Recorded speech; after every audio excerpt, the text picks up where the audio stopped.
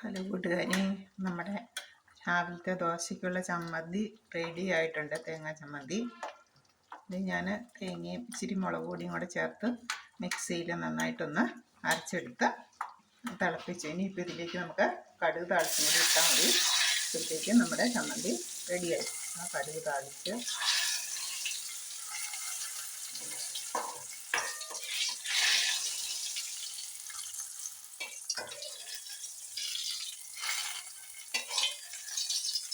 നമ്മുടെ ചമ്മന്തി റെഡിയായി. ഇപ്പോൾ ദോശയും കൂടെ ചുട്ടെടുത്താൽ നമുക്ക് ബ്രേക്ക്ഫാസ്റ്റ് കഴിക്കാം.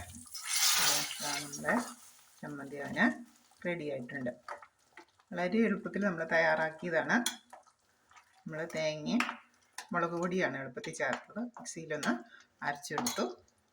ചമ്മന്തി ഉണ്ടാക്കി വെച്ചിട്ട് നമുക്ക് ദോശ ചുടുവാണെങ്കിൽ പെട്ടെന്ന് തന്നെ നമുക്ക് കഴിക്കാം. അപ്പോൾ നമുക്ക് ദോശ ചുടാനുള്ള കാര്യങ്ങൾ ചെയ്യാം. അപ്പം അതിലേക്ക് ദോശയുടെ ദോശക്കല്ലിൻ്റെ പാനി ഞാൻ ഇളക്കിയ തവി അങ്ങോട്ട് വെച്ചതാണ്.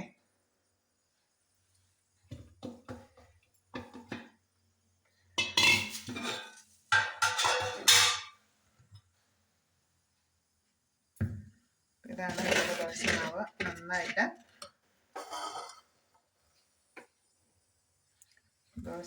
നമ്മുടെ ദോശമാവ് ഇതാണ്. നന്നായിട്ട് പുളിച്ച് വന്നിട്ടുണ്ട്. നമുക്ക് പാൻ ചൂടാക്കി നമുക്ക് കോരി ഒഴിക്കാം. അപ്പം ഞാൻ കുറച്ച് ദോശയുടെ തവി പാനിലേക്ക് വെച്ചതാണ് കാണുന്നത്.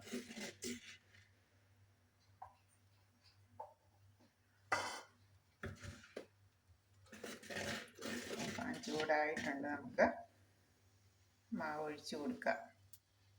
മാവ് നന്നായിട്ട് പുളിച്ച് വന്നിട്ടുണ്ട്.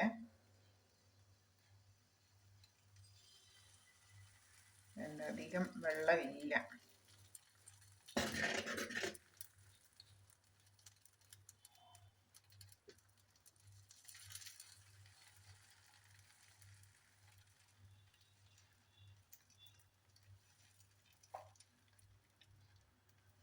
ഇച്ചിരി വലുതായിട്ടാണ് ചുട്ടാൽ. എന്നാൽ പിന്നെ കുറച്ച് ചുട്ടാൽ മതിയല്ലോ. ഓർമ്മ കൊണ്ടൊക്കെ ഒരാൾക്ക് മതിയായിക്കോളൂല്ലോ. എളുപ്പം പണി തീരുമല്ലോ എന്ന് വിചാരിച്ചാൽ ഞാൻ ഇച്ചിരി വലുതാക്കി എടുത്താ കേട്ടോ.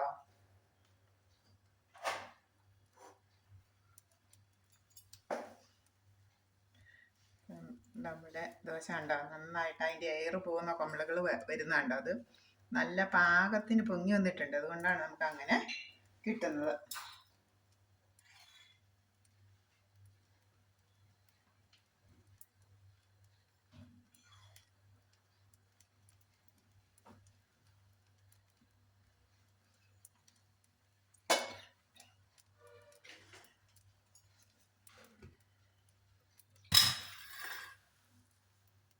നമുക്കൊന്ന് മറിച്ചിട്ട് കൊടുക്കാം. ഉണ്ടാവും. നന്നായിട്ടൊരു വശം മൊരിഞ്ഞ് കിട്ടുകയും ചെയ്തു. ഈ ദോശയിൽ ദോശമാവ് ഉണ്ടാക്കുന്ന ഞാൻ നേരത്തെ ഇട്ടിട്ടുണ്ട് ദോശമാവ്. ഇതൊന്ന് സാധാരണ അരി തലേദിവസം രാവിലെ വെള്ളത്തിലിടും. വൈകിട്ട് രാവിലെ ഒരു 8 മണി രാവിലത്തെ പണി കഴിയുമ്പോഴേക്കും നമ്മൾ അരി വെള്ളത്തിലിടും. അപ്പം തന്നെ അതിന് അനുപാതികമായിട്ടുള്ള ഉഴുന്നിട്ട്. പിന്നെ ഈ തവണ ഞാൻ ചേർത്ത് എന്താണെന്ന് ചോദിച്ചു കഴിഞ്ഞാൽ നമ്മുടെ വീട്ടിലുള്ള എല്ലാ ധാന്യങ്ങളും അങ്ങ് ഇട്ടു. ചെറുപയറുണ്ടായിരുന്നു. അപ്പോൾ 1 സ്പൂൺ ചെറുപയർ ഇട്ടു. പിന്നെ വലിയ ചുമന്ന പയറുണ്ടായിരുന്നു. അത് ഒരു 10-15 എണ്ണം ഇട്ടു. പിന്നെ ഉഴുന്നും ചേർത്തു, പച്ചരി ചേർത്തു. അപ്പം അത് അരയ്ക്കുന്നതോടൊപ്പം തന്നെ ഒരു തവി ചോറും കൂടെ ചേർത്തു. ഇതെല്ലാം കൂടെ ചേർത്ത് അരച്ച് വെച്ച് കഴിഞ്ഞാൽ വളരെ പെട്ടെന്ന് തന്നെ നമുക്ക് മാവ് പൊങ്ങി കിട്ടും. മാവ് പൊങ്ങാതിരിക്കുന്ന പ്രശ്നം വരുന്നില്ല ചോറ് ചേർത്ത് കഴിഞ്ഞാൽ. പിന്നെ ഈ ധാന്യങ്ങളെല്ലാം ചേർത്ത് കഴിഞ്ഞാൽ ഉറപ്പായിട്ടും നല്ല സോഫ്റ്റ് ആയിട്ടുള്ള ദോശമാവായിരിക്കും നമുക്ക് രാവിലെ നോക്കുമ്പോൾ കിട്ടുന്നത്. തന്നെയല്ല, ഇങ്ങനെ ചെറുപയറും പയറും ഒക്കെ ചേരുമ്പോഴത്തേക്കും കുട്ടികൾക്കൊക്കെ വളരെ പ്രോട്ടീൻ സമൃദ്ധമാണ്. അത് കുട്ടികൾക്ക് വളരെ നല്ലതാണ്. ഹെൽത്തിയാണ്. വളർച്ചയ്ക്കൊക്കെ വളരെ നല്ലതാണ് ഈ പയറുകളൊക്കെ. അല്ലാതെ നമ്മൾ ചെറുപയറൊക്കെ ചിലപ്പോൾ പുഴുങ്ങി കൊടുത്താൽ അവർക്ക് ഇഷ്ടപ്പെടില്ല.